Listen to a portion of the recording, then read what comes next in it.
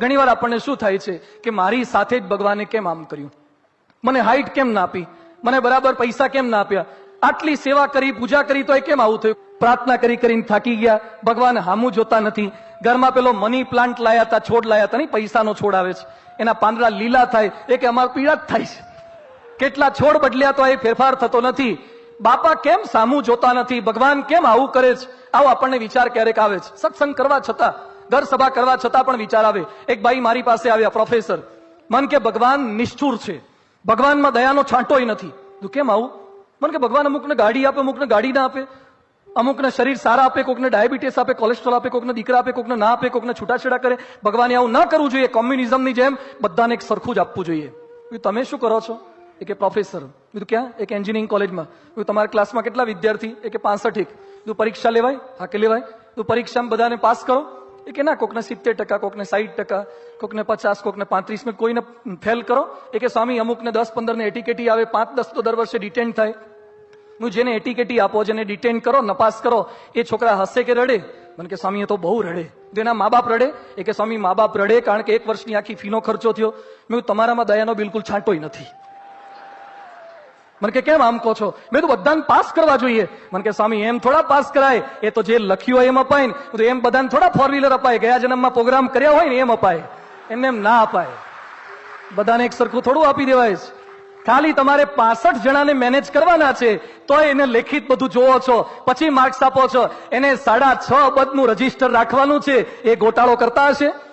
ભગવાન બધું જ સારું કરે છે, કોઈનું કાંઈ જ ખોટું કરતા નથી. આ એક વિચાર સાથે જીવીએ. ભગવાન દાસના દુશ્મન હરિકેદી હોય નહીં. આવા વિચારો સાંભળ્યા પછી આપણને ચોક્કસ આનંદ થાય કે સ્વામી હવે કંઈ પણ પ્રશ્ન થશે તો આવું જ કરવું છે. પણ પ્રયત્ન કરશો નહીં થાય. હા, અત્યારે શિબિરમાં આવ્યા છો ને એટલે બરાબરની હવા ભરી છે અમે લોકોએ. આ વાતાવરણની અસર છે નહીં? તમે આમ શિબિરમાં આવો ને, એમાં પેલું છેલ્લે જે ગીત વાગે એટલા ફોર્મમાં આવી જાય, એકબીજાને મુઠ્ઠી મારે. હવે તો જોજે આવું જ કરવું છે. પણ જેવા બહાર જશે અને ઘરમાં જઈને જેઠાલાલ ચાલુ કરશે, અમારી બધી જ વાતો જેઠાલાલમાં જતી રહેશે, બધું જતું રહે. આ બધું સવી જાય એવું છે, ટાઈમે કામ નથી લાગતું.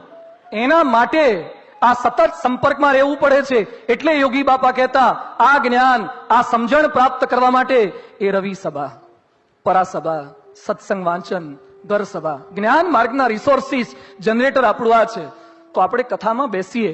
આજે તો આપ બધા આવ્યા છો, પણ રવિ સભાની અંદર પણ જિંદગીના છેલ્લા શ્વાસ સુધી પરાસભા રવિ સભા ચૂકવી નહીં. સભા ભરવી. તમે રેસકોર્સ પર બેસવા જાઓ, બોલો ડેરીડેન નો આઈસ્ક્રીમ લીધા વગર બેસો ને, અહીંયા તમે તળાવ વગર સુરસાગર, તો મજા આવે ને? કશું જ ના કર્યું હોય ને તો હળવા ફૂલ થઈ જાય કે પાળી પર બેઠા ને બહુ મજા આવી. કાંઈ જ કર્યું જ ના, બેઠા હોય તો પણ લાભ થાય છે. બેસી રહેવાનો. જો તળાવની પાળી પર બેસવાથી લાભ થતા હોય, રેસકોર્સ પર બેસવાથી લાભ થતા હોય, તો આ સત્સંગ સભામાં, યજ્ઞપુરુષ સભાગૃહમાં બેસવાથી વાણી સમળ લાભ થાય જ. આ વિશ્વાસ સાથે કથા વાર્તા સાંભળીએ, પ્રત્યેક કથાઓ સાંભળીએ. બીજું વ્યક્તિગત વાંચન થોડું કરતા જઈએ. આપણા હરિભક્તોની થોડીક ઉણપ આ છે કથા વાર્તાના વાંચન સંબંધી. પુસ્તકો નથી વાંચતા, પુસ્તકો વસાવતા નથી. એક ભાઈના ઘરે હું પધરામણી ગયો પરદેશમાં, એટલે ભાઈના ઘરમાં મોટો બંગલો, 2 સીડી ઘરમાં, અને સામે મોટું શોકેશ, એમાં વચનામૃત, વાતો, ભાગવત ગીતા, બધા ધર્મગ્રંથો. એટલે હું રાજી થઈ ગયો, અમેરિકામાં આવો ભક્ત. એટલે હું નજીક ગયો અને અડીને જોયું ને તો એને ફ્લેક્સ પ્રિન્ટ કરીને ચોંટાડ્યું હતું. ચોપડીઓના ફોટા પાડ્યા હતા અને એનું ફ્લેક્સ પ્રિન્ટ, આપણે આ ફ્લેક્સ કહેવાય, આવું ફ્લેક્સ ચોંટાડ્યું હતું. એટલે મેં કાકાને કીધું, આવા ધંધા કરાય? ચોપડી નથી ઉલ્લુ બનાવવાના ધંધા કરો છો. મન કે સંતો રાજી થાય ને. મેં પણ હું તો કુરાજી થયો. મન કે એમાં તમારી ભૂલ છે, શું કરવા અડવા ગયા? અડ્યા ના હોત તો રાજી જ થાત. પણ ચોપડીઓ રાખો ને, થોડીક વસાવો. મને કે સ્વામી ચોપડીઓ બધી મોંઘી બહુ આવે છે. બધું હમણાં જ તમારા બાથરૂમમાં હું સ્નાન કરીને આવ્યો, તમારા બાથરૂમમાં શેમ્પુ પડ્યા છે, મોટા મોટા સાબુ પડ્યા છે, કેટલા ડિયોડરન્ટ મૂક્યા છે. અહીંયા બેઠેલા બધા જ હરિભક્તોને મારો પ્રશ્ન છે કે તમારા બાથરૂમમાં કોસ્મેટિકની કે ડ્રેસિંગ રૂમમાં જેટલી આઈટમો છે એનું જેટલું ગ્રાન્ડ ટોટલ કરો, અને તમારા ઘરમાં જેટલા BAPS ના પુસ્તક પડ્યા છે એનું ગ્રાન્ડ ટોટલ કરો, તો શેમાં વધારે ખર્ચો આપણે કરીએ છીએ? ચહેરા પાછળ વધારે ખર્ચો કરીએ છીએ, હૃદયની સુંદરતા પાછળ ઓછો ખર્ચો કરીએ છીએ. તો થોડાક પુસ્તકો મોંઘા નથી પડતા, આપણા પુસ્તકો વસાવીએ, પુસ્તકો વાંચન કરીએ. એના માટે સત્સંગ શિક્ષણ પરીક્ષા છે, પરીક્ષા આપીએ, ફોર્મ ભરીએ. કેટલાક એકાદ વાર નપાસ થાય, ફોર્મ ભરતા નથી. એ કે બીજા ભક્તને અર્થે છે, આપણે અર્થે નથી.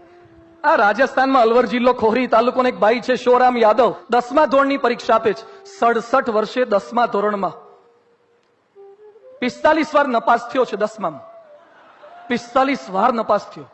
ગણિતમાં નપાસ થાય અને રાજસ્થાન સરકાર દયાળુ છે, તેને આપવા જ દે છે પરીક્ષા. એને સંકલ્પ કર્યો છે કે જ્યાં સુધી પાસ ન થવું ત્યાં સુધી લગ્ન ના કરવા. હજી કુંવારો છે. આવતીકાલ પૂજામાં એક જ માળા કરજો, પાસ થઈ જાય, બિચારાને ગોઠવાઈ જાય. શું દ્રઢતાવાળા માણસો છે. 67 વર્ષે 10મા ધોરણની પરીક્ષા આપ્યા કરે છે અને આપણે પ્રારંભની પરીક્ષામાં એકાદ વાર ફેલ થઈએ અને બીજી વાર કાર્યકર ફોર્મ ભરવા આવે, ફોર્મ નથી ભરતા તો ફોર્મ ભરીએ. સત્સંગ શિક્ષણ પરીક્ષા આપણી આ જ્ઞાનની વાતો, આ શિબિર તો એક દિવસની છે, પણ એ પરીક્ષાના માધ્યમ દ્વારા, ઘર સભા દ્વારા, રવિ સભા દ્વારા એ વાતો વિશેષ દ્રઢ થશે તો આ જ્ઞાન માર્ગ, આ સમજણ તમામ વિપરીતતાની વચ્ચે આપણને સ્થિર રાખવા માટે પૂરતું છે, પણ એનો ઉપયોગ કરવો પડે. એકવાર એક ભાઈ બળદ લઈને ખેતરમાં જતા હતા. અચાનક ધ્યાન ન રહ્યું, બળદ કૂવામાં પડી ગયો. અવાવરું કૂવો તો, પાણી નહોતું, માટી જ હતી.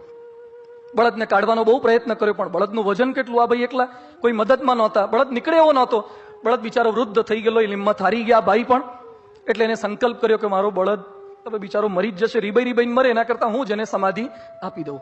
એટલે તગારામાં માટી ભરી ભરી નાખવું, બળદને દાટી દઉં. પેલા ઢોરને આ રીતે દાટતા, એટલે સમાધિ આપતા. એટલે 40-50 તગારા માટી નાખી. પછી એમ થયું જોવું જ ખરું બળદને કેટલે સુધી માટી આવી છે. તો જોવા ગયા તો બળદ પર તો બિલકુલ માટી નહીં.